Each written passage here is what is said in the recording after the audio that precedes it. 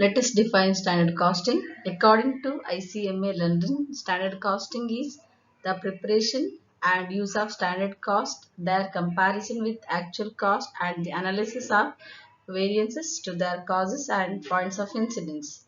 It means we have to prepare the standard cost and actual cost sheet, and then we have to, with the standard cost, we have to compare the actual cost. Then obviously we find the difference. Either standard cost will be more than the actual cost, or the actual cost will be more than the standard cost. So we have to, the what difference is there, we have to go for analysis of the differences. Why? What causes differences in the cost difference? For the cost difference, what are the reasons that we have to understand, and we have to go for analysis and bring the same to the notice of the higher authority. Next definition is by big expresses.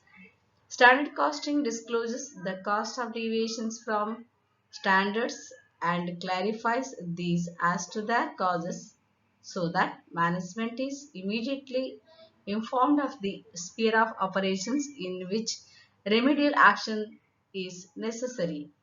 Standard costing, it means standard costing disclose the cost of deviation, because we have to prepare the standard cost in advance, and deviation is here the actual cost and the standard cost we have to compare. Then the difference is deviation. So then we can find out the deviation when both are prepared, and what are the causes for that difference we can find out, and management comes to know about that, and immediately they can take the necessary action for the same. Standard costings are usually more suitable for process industries where the method of production and nature of output are the same. For example, chemical works, paper mills, oil refineries, etc. And next, the industries where the methods of manufacture are repetitive and products are homogeneous. For example, agriculture and food products. And third one is service industries where operating or operation costing system is also applicable. For example, transport costing, water, gas and electricity, etc. Engineering and textile industries where large range of products are produced. Extraction industries such as coal, oil and timber, etc. Utilities of standard costing as a management tool. Standard costing aids management in making correct predictions and provides a framework for judging business performance. The utility of standard costing to management is like this. It acts as a valuable guide to management in the formulation of price and production policies.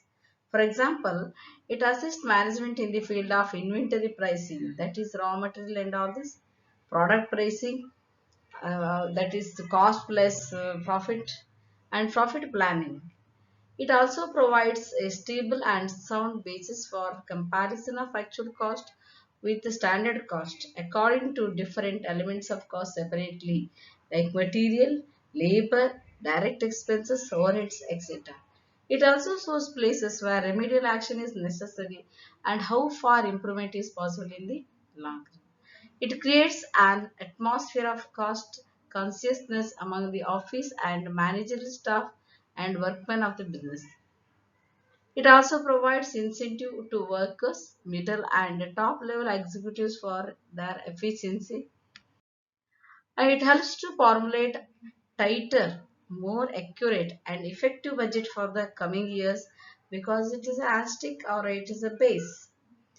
Next, standard costing assists management in the delegation of authority and responsibility to control the affairs of various departments.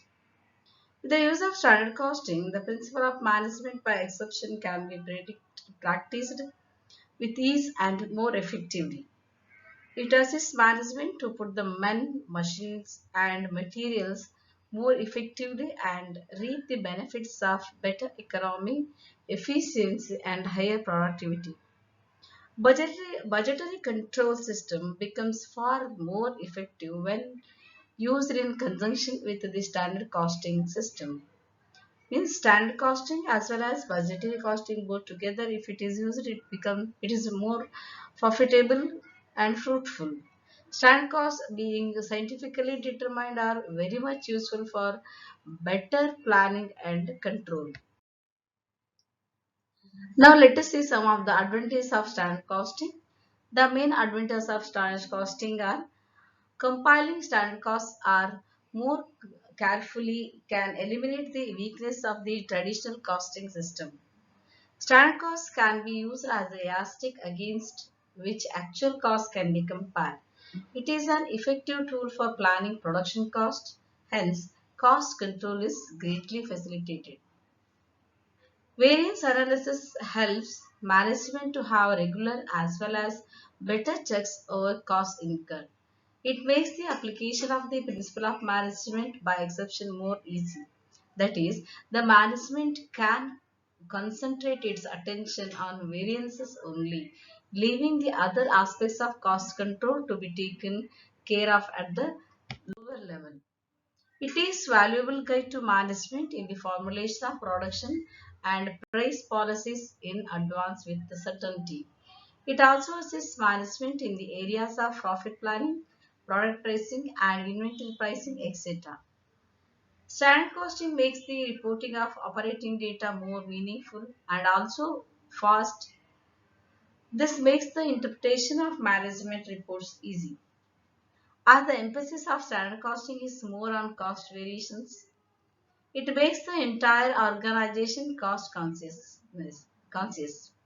It makes the employees to recognize the importance of efficient operations so that costs can be reduced by joint efforts. Men, machineries, and materials can be effectively used, and economies can be effected in addition to increase productivity. Standards may also be used as the basis for introducing incentive schemes. Wastage and efficiency are curtailed.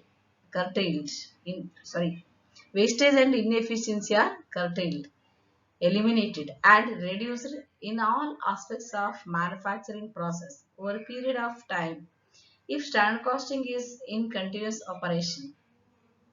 Management can easily fix a responsibility through variance analysis.